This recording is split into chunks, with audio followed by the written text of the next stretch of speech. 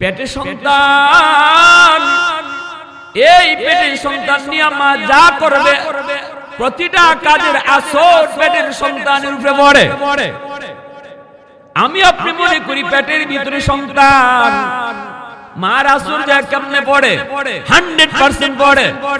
অভিজ্ঞরা অভিজ্ঞতার আলোকে বলেছেন, পেটের সন্তান নিয়ে যদি মা বেশি বেশি মিষ্টি খায়, সন্তান বড় হওয়ার পরে মিষ্টি প্রিয় হয়। পেটের সন্তান নিয়ে যদি মা বেশি বেশি টক খায়, সন্তান বড় হওয়ার পরে টক প্রিয় হয়। সন্তান পেটে নিয়ে মা যদি বেশি বেশি ঘুমায়, খালি ঘুমায়, এই সন্তান বড় হওয়ার পরে অলস হয়।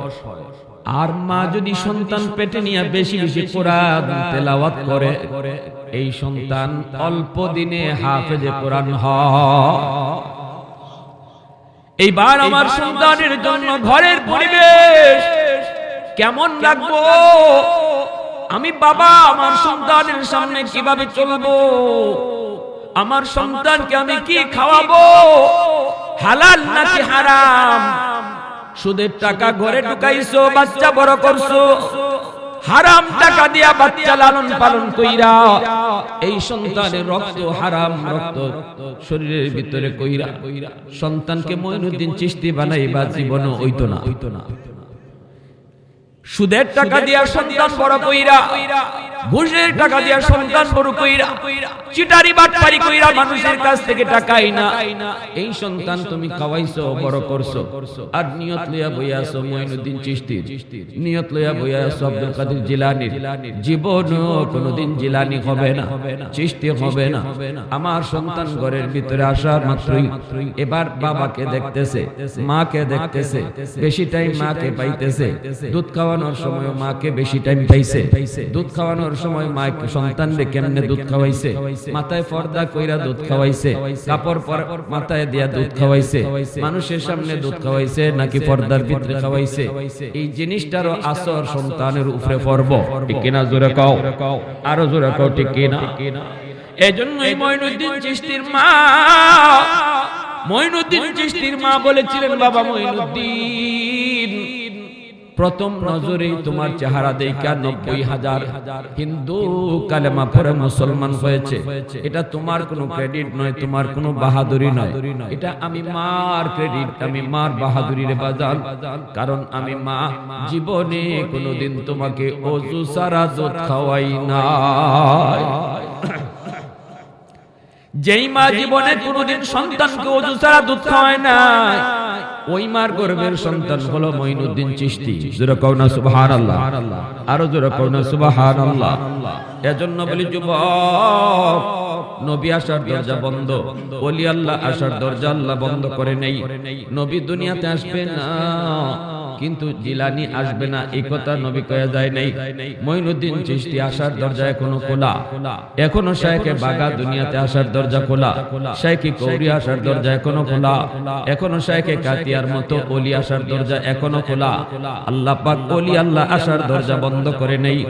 শাইখে কৌরিয়ার মার মতো মা, শাইখে কৌরিয়ার বাবার মতো বাবা, শাইখে কাতিয়ার মার মতো মা, শাইখে কাতিয়ার বাবার মতো বাবা, চিশতির মার মতো মা, চিশতির বাবার মতো বাবা, জিলানীর বাপ মার মতো বাপ মা।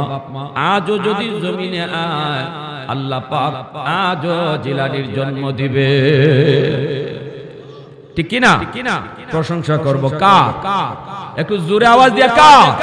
ওয়াহদাত কি হিফাজত নেহি বেকুওতে বাজু, वहदत की हिफाजत नहीं बेकुवत बाजू, आती नहीं कुछ काम हाफल खुदा दा, ऐ मर्द खुदा तुझको कुव्वत नहीं हासिल, जा बैठ किसी गार में अल्लाह को कर याद, जा बैठ किसी गार में अल्लाह को कर याद।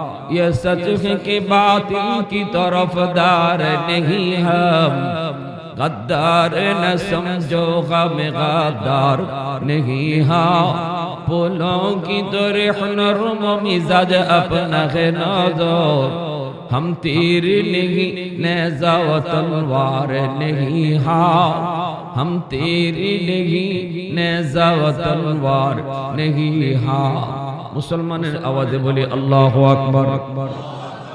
ভারতের বহুত বড় আল্লাহর ওলি খাজা কুতুবউদ্দিন বখতিয়ার কাকি রহমাতুল্লাহি আলাইহি, বহুত বড় আল্লাহর ওলি খাজা মঈনুদ্দিন চিশতি রহমাতুল্লাহি আলাইহি সুযোগ্য একজন শাগরেদ খাজা কুতুবউদ্দিন। তিনি যখন যুক্ত মা তাকে শিশুকালে যা শিখাইবার তা শিখাইছে।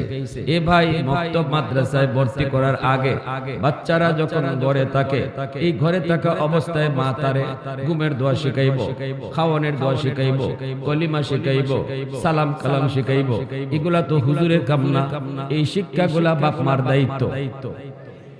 আমরা বাপ মা এখানে যারা আসেন আমাদের বয়সে, বাপ মা শিশুকালে ওই ঘুমের দোয়া, খাওয়ানোর দোয়া, তারপরে ডাইনাতে খাইতে হয়, দস্তরখানা বিছায় খাইতে হয়, এরপরে সালাম কেমনে করতে হয়, এগুলা তো বাপ মা শিখাইছেন। আর এই শিক্ষাটা হইলো সন্তানের জীবনের প্রথম শিক্ষা। আর এই শিক্ষাটা তার মরণ পর্যন্ত ইয়াদ থাকে। এখনো আমার মনে আছে, আমি মাত্র পড়ি ক্লাস স্কুলে পড়ি, 3-তে না 4-এ পড়ি। আমার আব্বা তো একজন জেনারেল শিক্ষিত মানুষ, আমার আব্বা আলেম না, আমার ভাইয়েরা ফ্যামিলিতে কেউ আলেম না, আমি একা ওই। আব্বা সরকারি একজন ডাক্তার, এখন বর্তমানে রিটায়ার্ড। আমার ইমিডিয়েট আপন ছোট ভাই বর্তমানে আইন উপদেষ্টা আসিফ নজরুলের একান্ত সচিব। সে ইউনিভার্সিটি থেকে শেষ, ঢাকা ইউনিভার্সিটি থেকে পড়ালেখা, ওইখানে আইন বিভাগে শেষ করেছে। সবাই এই লাইনে। কিন্তু আমার আব্বা চলছেন উলামায়ে কেরামের সাথে, মহব্বত রাখছেন উলামায়ে কেরামের সাথে। বিশেষ করে আমার আব্বা একবার রমজান মাসে ইতিকাফ করেছেন শাইখে কাতিয়া রহমাতুল্লাহি আলাইহির সাথে। ইতিকাফ করার সুবাদে আমার আব্বার কলিজায় উলামায়ে কেরামের প্রতি ধারণা, মহব্বত, ভালোবাসা এতবার বাড়ছে। নিয়ত করছেন সন্তান আলেম বানাইবা।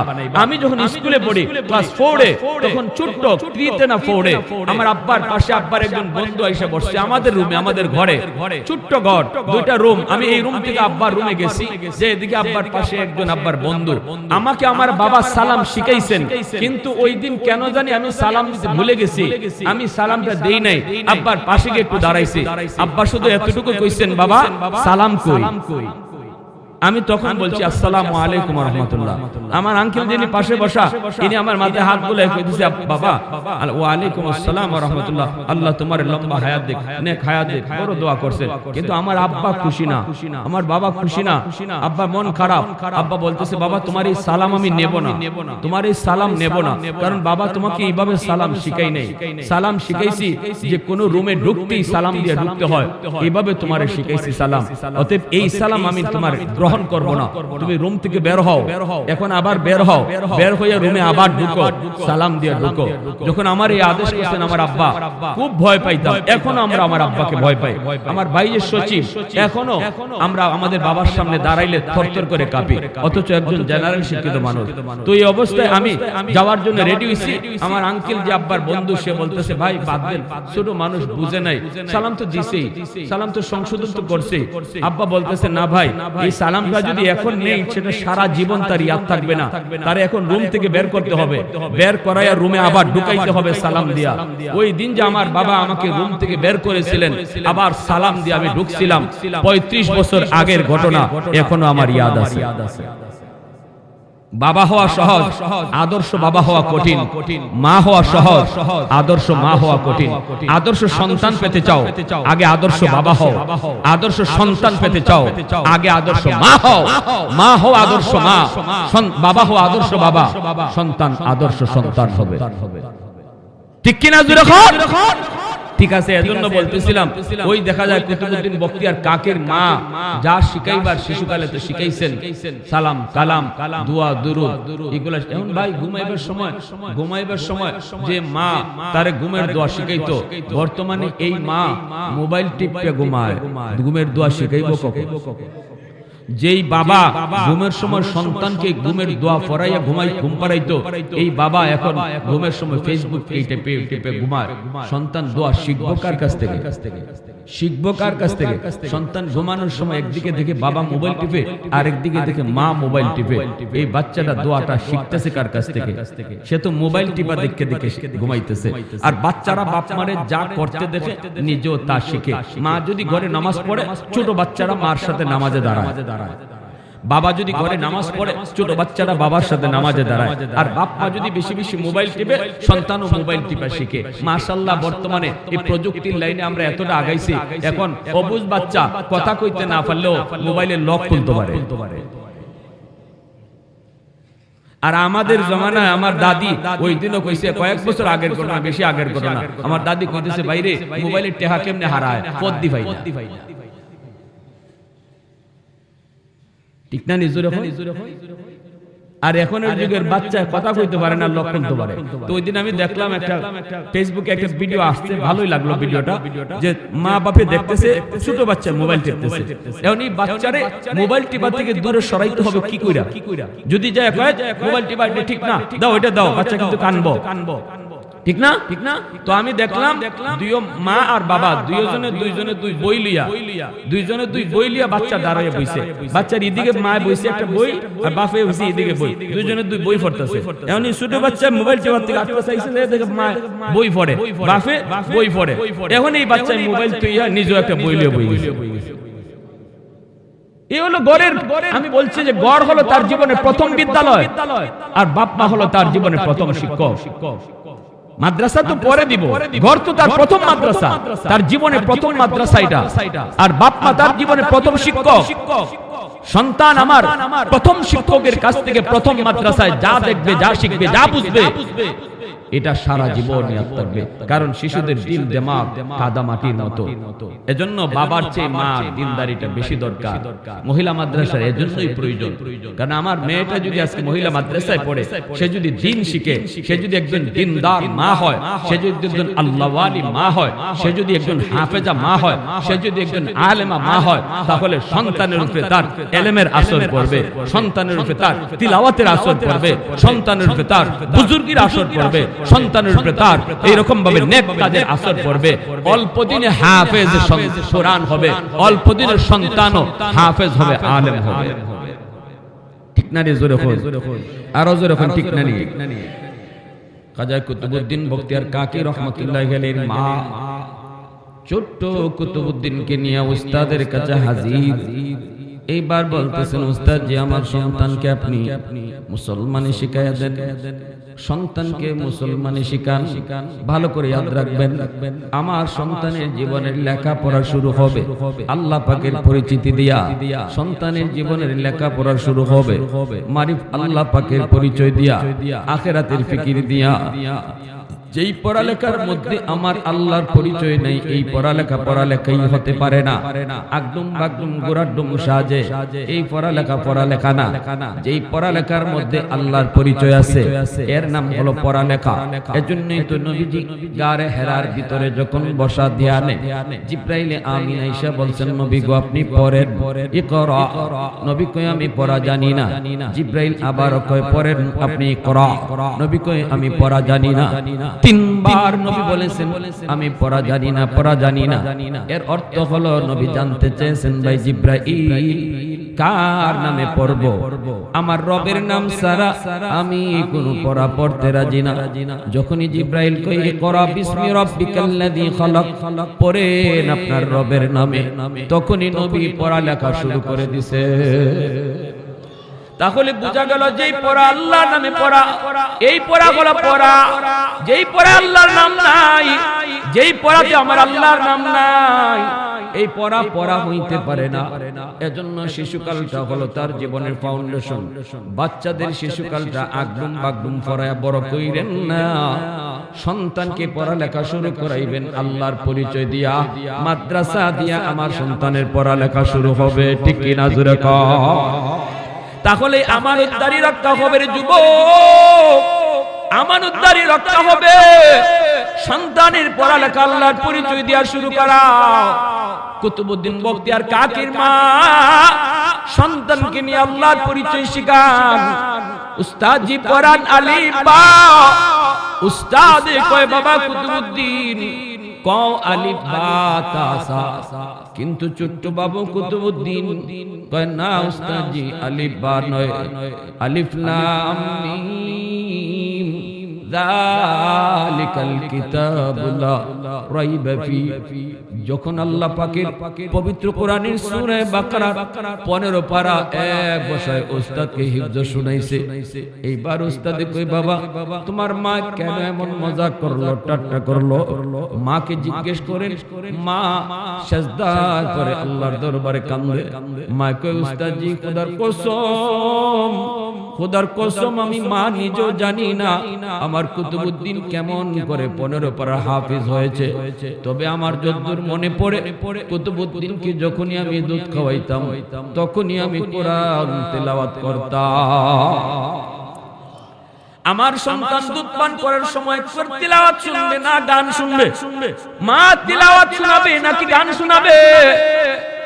এই সিদ্ধান্তটা নিতে হবে যুবক তোমাকে বিয়ার আগে, ঠিক কিনা জোরে কও। যদি একজন আলেমা তুমি বিয়া করো, হাফেজা বিয়া করো, দিনদার নেককার দেখে যদি তুমি খুঁজো তালাশ করো, তাহলে তোমার সন্তান দুধ খাওয়ার সময় মার জবান থেকে তিলাওয়াত শুনবো, পেটে থাকতেও তিলাওয়াত শুনবো, পেটে থাকতেই তিলাওয়াত শুনবো। এজন্য বলি ভাইরা, ভালো করে ইয়াদ রাখবেন, সন্তানের দিল দিমাগ হলো কাদা মাটির মতো। আমার সন্তানকে আমি শিশুকালে যা বুঝাবো, কাদা মাটিতে যেভাবে লিখলে পরে লেখা হয়, সন্তান শিশুকালে যা দেখে যা বুঝে এটাও তার দিল দিমাগে রেকর্ড হয়। মোহব্বতের আকারে একটু জিকির করি, লা ইলাহা ইল্লাল্লাহ, জোরে জোরে।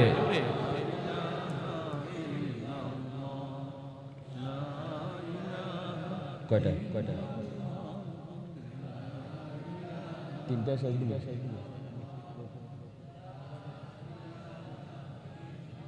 মোহব্বতের সাথে লা ইলাহা ইল্লাল্লাহ।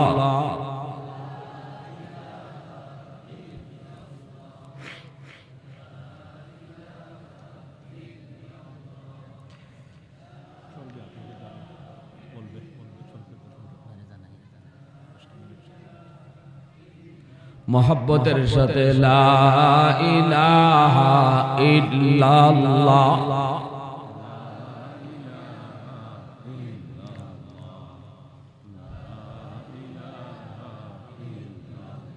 লা ইলাহা ইল্লাল্লাহ মুহাম্মাদুর রাসূলুল্লাহ। জোরে সুরে বলি সাল্লাল্লাহু আলাইহি ওয়াসাল্লাম। এজন্যই তো আল্লাহর নবী বলেছেন, কান হাদিস শুনেন, নবীজি বলেন, আল মারআতু রাইয়াতুন আলা বাইতি যাওজিহা ওয়া ওয়ালাদিহি আও কামা ক্বালা আন-নবিয়্যু আলাইহিস সালাতু ওয়াস সালাম। নবীজি বলেন, দুনিয়াতে যত মা আছে তাদেরকে আল্লাহ পাক দুইটা প্রশ্ন করব। একটা হলো স্বামীর ঘরের হেফাজত তুমি করছো কিনা, স্বামীর মালের হেফাজত তুমি করছো কিনা। দ্বিতীয় আল্লাহর একটা প্রশ্ন করব, সন্তান লালন পালন কেমনে করছো। সন্তান লালন পালনের ব্যাপারে বাবাকে যদি আল্লাহ প্রশ্ন করে একবার, মাকে প্রশ্ন করবে আল্লাহ পাক দুইবার। কারণ মাকে সন্তান বাবার চেয়ে বেশি টাইম পাইছে, মাকে বেশি টাইম দেখছে। মা যদি পর্দা করে, সন্তান দেখে দেখে পর্দা শিখিলায়, ঠিক না? ঠিক না? ছোট মেয়েটা মা যদি মাথায় কাপড় পরে ঘুরে, ছোট মেয়েটা দেখবেন সেও মাথায় কাপড় পরা শিখে যায়। ছোট বাচ্চারা খুব, আম্মা আম্মা আমার একটু উন্নয়ন দাও, আব্বারে খুব, আব্বা আমার একটু উন্নয়ন দাও। দেখে মা সবসময় মাথা ঘুরে চলে, ছোট বাচ্চাটাও মাথা ঘুরা শিখে লায়, ঠিক না? মা যদি পর্দার ভিতরে চলে, বেপরদায় না চলে, পর পুরুষের সামনে যদি না যায়, ছোট মেয়েটার সেও এটা বুঝিলায়, ছোট বাচ্চাটা বুঝিলায়। পর্দা বুঝে না কিন্তু বুঝে মা পর্দা করে। আমার ছোট মেয়েটা বয়স মাত্র 7 বছর, ওই দিন আমি দেখে অবাক হয়েছি। তার মা, সে দেখতেছে ছোটকাল থেকেই তার মা তার চাচাদের সামনে যায় না, চাচারাও তার মার সামনে আসে না। এই জিনিসটা সে শিশুকাল থেকেই দেখছে। একদিন আমি দেখলাম এক রুমের মধ্যে তার মা, কিন্তু তার চাচা এই রুমে ঢুকবো, চাচায় জানে না এই রুমে যে তার ভাবি আছে। কিন্তু আমার ছোট্ট মেয়েটা সে জানে। দৌড় দিয়ে আমার সামনে দেখলাম চাচার কোমরে ধরছে, দুইরা কয়, চাচু এই রুমে ঢুকেন না, এখানে আম্মু আছে। কে শিখাইলো এটা? এই বাচ্চাটা পর্দা বুঝে কিছু? এটা আল্লাহর বিধান, এটা আল্লাহর হুকুম। পর্দা না মানলে আল্লাহর কবরে আগুনে জ্বালাইবো, জাহান্নামে ফেলাইবো, এটা কি বুঝে খুঁজতা? কিন্তু হে দেখতেছে শিশুকাল থেকে, ছোটকাল থেকে তার মা তার চাচাদের সামনে যায় না, চাচারাও তার মার সামনে বসে না। এই জিনিসটা দেখে সে শিখে, ঠিক না? ঠিক না? ছোট্ট বুঝ বাচ্চাটারে যখনই আপনি শিখাইবেন, যখনই বুঝাইবেন, বাবা ডান হাতে খাও, বিসমিল্লাহ কইয়া খাও, দেখবেন বাচ্চাটা বিসমিল্লাহ শিখবো। কিন্তু বিসমিল্লাহ কইয়া যে পড়লো, বাচ্চারা কিন্তু কইব আম্মু এই দোয়াটা পড়লে আল্লাহ, দোয়াটা পড়লে কি হয়? আপনি কইবেন আল্লাহ খুশি হয়। বাচ্চারা কইব আল্লাহ খুশি হইলে কি হয়? আল্লাহ খুশি হইলে আল্লাহ তোমার জান্নাত দিব। ছোট বাচ্চারা বেশি বেশি প্রশ্ন করে, বেশি বেশি খালি জিগাইব জান্নাত কারে কয়, বেহেশত কারে কয়। আপনি তখন কইবেন মরণের পরে চিরস্থায়ী শান্তির একটা জায়গা, যেখানে আল্লাহ তুমি যা চাইবা তোমারে আল্লাহ তাই দিব। ওই যে আপনি কম কথায় জান্নাতের পরিচয়টা শিশু বাচ্চারে শোনাইছেন যুবক, ওই জান্নাতের পরিচয় তার কলিজার ভিতরে বসে গেছে। মরণ পর্যন্ত সে জান্নাত বুঝবো, চিনবো। কোনদিন আল্লাহর বিরুদ্ধে কথা কইতো। শিশুকালটাতে আপনি সন্তানের ফাউন্ডেশন যার যত মজবুত হয়, ঘর তত মজবুত হয়। ফাউন্ডেশন যদি দুর্বল হয়, ঘর তত দুর্বল হয়।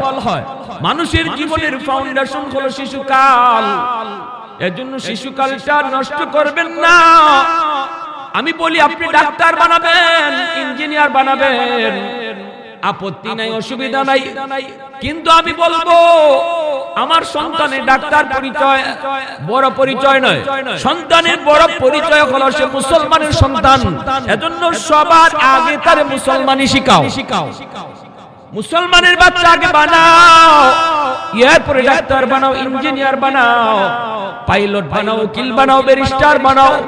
আগে তারে মুসলমানের বাচ্চা বানাও, আগে তারে আল্লাহর পরিচয় শিখাও। যদি মুসলমানি শিখে সে ডাক্তার হয়, তাহলে কোনোদিন ডাকাত হবে না, আদর্শ ডাক্তার হবে। আর যদি মুসলমানি না লইয়া ডাক্তার হয়, ডাক্তার নামে ডাক্তার হইব, খামে ডাকাই হইব।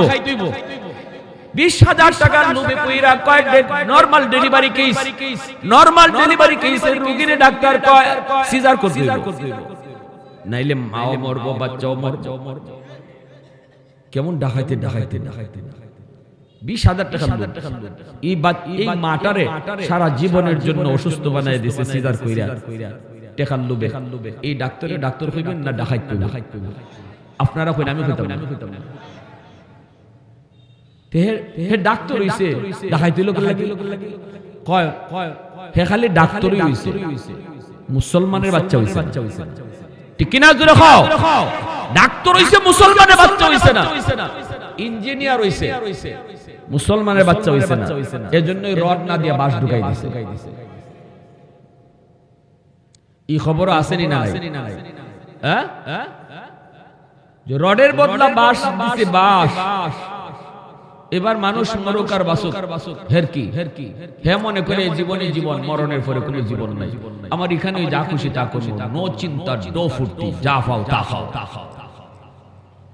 যা পাও তা খাও। আর মুসলমানে যদি শিখাইয়া তার ইঞ্জিনিয়ার বানাইতো, তাহলে মাদ্রাসায় যাওয়া মাত্রই তার এই শিক্ষাটা দিত, এই জীবন জীবন নয়, মরণের পরেই আসল জীবন।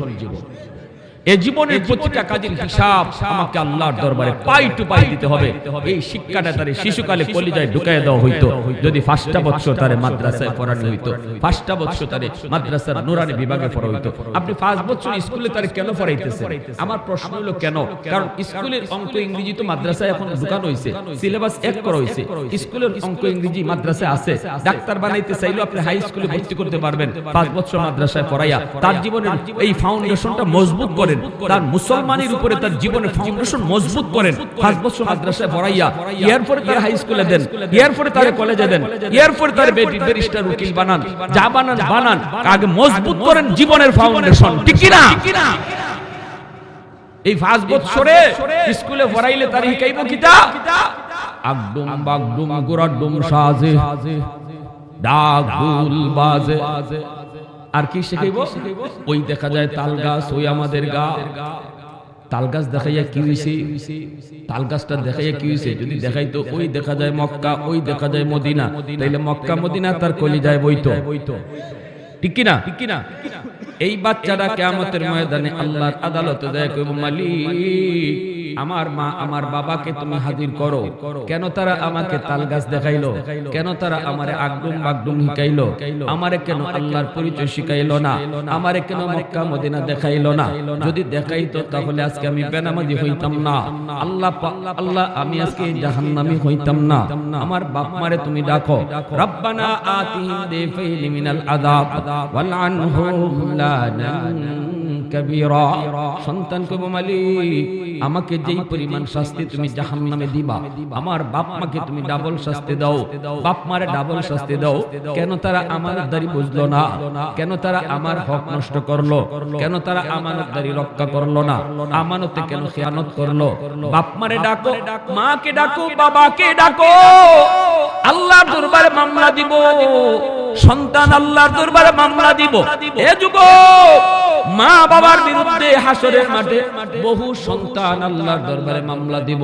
যেই সন্তানের জন্য তুমি শরীরে রক্ত পানি করেছো, যেই সন্তানের জন্য জীবনে অনেক সুখ তুমি কুরবানি দিয়েছো, সন্তানের স্বপ্ন দেখে নিজের স্বপ্ন বরবাদ করেছো, এই সন্তান কিয়ামতের ময়দানে বাপ মার বিরুদ্ধে মামলা দিবে। মামলা যদি আমানতদারির সাথে সন্তান বড় করা না হয়।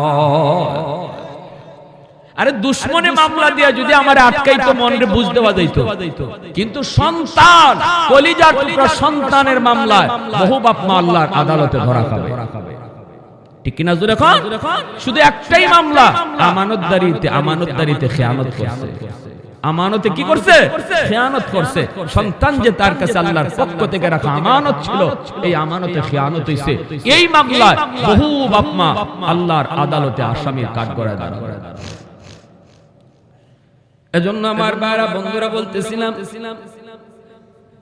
এ যুবক আমার সন্তান আজ দখলে আমার, কিন্তু মালিক আমি না, মালিক হলেন আমার আল্লাহ। এই কথাটা দিলের ভিতরে সব সময় ইয়াদ রাখো, দিলের ভিতরে সব সময় কথাটা ইয়াদ রাখ। সিগারেট খাও, সন্তান তো সিগারেট খাওয়ার লই শিক্ষা দুনিয়াতে আইছে না, সে তো মারিফত লইয়া দুনিয়া আইছে। তুমি বাবা সিগারেট খাওয়ার দেখায়া তার বুজুর্গি নষ্ট করতেছো। ঠিক কিনা জোরে কও?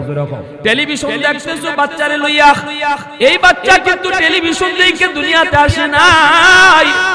আমার নবীর ভাষায় সে মুইনুদ্দিন চিশতির মতো ওলি হয়ে আইছে, কিন্তু মা কত বড় বেহায়া, বাবা কত বড় বেহায়া। অবুজ বাচ্চাটারে লইয়া বাপ মায় সিনেমা দেখে, অবুজ বাচ্চাটারে লইয়া বাপ মায় নাটক দেখে। ওই যে নাটক দেখতেছো, নাচ গান দেখতেছো, এই বেহায়ার চিত্রটা বাচ্চার দিমাগে পড়তেছে। অনেক বাপ মায় কয় হুজুর বুঝে না, ছোট বাচ্চায় বুঝে না। আমি কই যে বাপ মায় কয় ছোট বাচ্চায় বুঝে না, এই বাপ মায় বুঝে না, বাচ্চায় ঠিকই বুঝে। এটা আমার কথা না, এটা নবীর কথা। নবী বলছেন, তোমরা স্বামী স্ত্রী গোপন সম্পর্ক সন্তানের সামনে কইরো না। দুধের বাচ্চার সামনে নবী নিষেধ করেছেন। প্রশ্ন হলো কেন? দুধের বাচ্চা তো কিছু বুঝে না, নবী কেন নিষেধ করলেন? আল্লাহ নবী বুঝিয়ে দিয়েছেন না, অবুঝ দুধের বাচ্চাটাও যদি যা দেখবে, এই দেখার দৃশ্যটা মেমোরির মধ্যে রেকর্ড হয়ে থাকবে। যেদিন বড় হবে সাপ্লাই দিবে, রেকর্ড যা হইছে এটাই সাপ্লাই দিব। আল্লাহ নবী নিষেধ করেছেন, এর পিছনে কারণ আসেনি না নাই? নবীজি কোন কাজ যদি নিষেধ করেন, কারণ আসেনি না নাই? তাহলে আমাদের এই কথা কোয়ার সুযোগ নাই। অবুঝ বাচ্চা বুঝে না, অতএব তার সামনে আমি টেলিভিশন দেখলে অসুবিধা কি? তার সামনে আমি গান শুনলে অসুবিধা কি? এই গানের আসল, এই গানের দৃশ্য প্রতিটা বাচ্চারে নষ্ট করব, বাচ্চার বুজুর্গি নষ্ট করব, বাচ্চার মারিফত নষ্ট করব, বাচ্চাটার বিলায়ত নষ্ট করব। সে তো ওলি হয়ে দুনিয়াতে আইছে, সে তো ওলি হয়ে দুনিয়াতে আইছে। আমি বাপ মার কারণে সন্তানের বিলায়ত নষ্ট হইতেছে, সন্তানের বুজুর্গি আমি বাপ মার কারণে নষ্ট হইতেছে। ঘরের ভিতরে বেপরদা পরিবেশ, ঘরের ভিতরে গান বাজনার আওয়াজ, এই কারণে নাম বেনামাজির চিত্র। আমি যদি তালাশ করে দেখি, দেখবেন ঘরের সদস্যদের ভিতরে যদি জরিপ করেন, দেখবা সদস্যদের মধ্যে জরিপ করলে দেখা যাবে বেনামাজির সংখ্যা বেশি, নামাজির সংখ্যা কম। যত জায়গায় জরিপ করবেন, আমি কয়ে দিলাম, আপনি জরিপ করবেন যত জায়গায়, দেখবেন বেনামাজির সংখ্যা বেশি। বাজারে আপনি যান, আপনি বৈরাগী বাজারে এই মাথা থেকে ওই মাথা আপনি জরিপ করেন, কয়জন নামাজি আর কয়জন বেনামাজি, দেখবা জরিপ করলেও বেনামাজির সংখ্যা বেশি, নামাজির সংখ্যা কম। পুরা গ্রাম, আপনাদের গ্রামটা জরিপ করেন, দেখবেন ওই যে ঘরের ভিতরে যে বেনামাজির সংখ্যা বেশি, এই বেনামাজির আসর এই শিশু বাচ্চার উপরে পড়তাছে, অবুঝ বাচ্চাটার উপরে পড়তাছে। এই কারণে রাসূল কইছেন ফাআবাওয়াহু ইউহাব্বিদানিহি আও ইউনাসসিরানিহি আও ইউমাজ্জিসানিহি। আবাওয়াহু বলেছেন, সন্তানের বাপ মার কথা আল্লাহ রাসূল বলেছেন। তাহলে একজন মা দিনদার হওয়া দরকার আছে না নাই? বাবার চেয়েও মার দিনদারিটা বেশি দরকার, বাবার চেয়েও মার দিনদারিটা বেশি দরকার। কারণ মার আমলের আসর বাচ্চার উপরে দেয় বেশি। আলহামদুলিল্লাহ। এজন্য আমার ভাইরা, আজকে আপনাদের এলাকার এই যে মাদ্রাসা, এই মাদ্রাসাটা কতটা জরুরি এখন বুঝেন।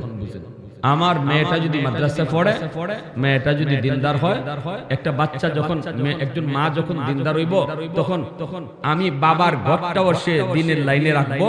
আর যখন স্বামীর ঘরে যাইব, তখন বউ হিসাবে সে যদি দিনদার একজন বউ হয়, তাহলে তার দ্বারা পুরো ঘরটাও দিনদারির উপরে চলে আসবে। ঠিক না? একজন মহিলার কারণে ঘর সুন্দর হয়, একজন মহিলার কারণে পুরা ঘর নষ্ট হয়। একজন মহিলা যদ্দূর পারে, পুরুষ অদ্দূর পারে না। মহিলা যদি তার ভিতরে দ্বীনের বুঝ থাকে, সহজে ঘরের প্রতিটা মানুষের মধ্যে সে এই জিনিসটা আসর ফলাইতে পারে। কারণ সে অল টাইম ঘরে থাকতেছে, ঘরটা তার নিয়ন্ত্রণে। আর স্বামী তো ভাই রুজি রোজগারের জন্য ঘরের বাইরেই বেশি টাইম থাকে, ঠিক না নি? ঘরের টাইম বেশি পায় মহিলা। এজন্য দিনদারিটা এত দরকার, মহিলা মাদ্রাসা এত দরকার। আমি খুশি হইছি আপনাদের এই মাদ্রাসাটা দেখিয়া, এবং মাশাআল্লাহ, এবং আলহামদুলিল্লাহ ছাত্রীদের সংখ্যা মাশাআল্লাহ যথেষ্ট আছে। এলাকার মানুষের সহযোগিতা আমি আয়েশা আমার ভাইদের কাছ থেকে শুনলাম, মাদ্রাসার উদ্যোগে মাহফিল হয় না, মাহফিলটা এলাকার মানুষে আলহামদুলিল্লাহ মাদ্রাসার নামে করুন মাশাআল্লাহ। সব জায়গায় এরকম হয় না।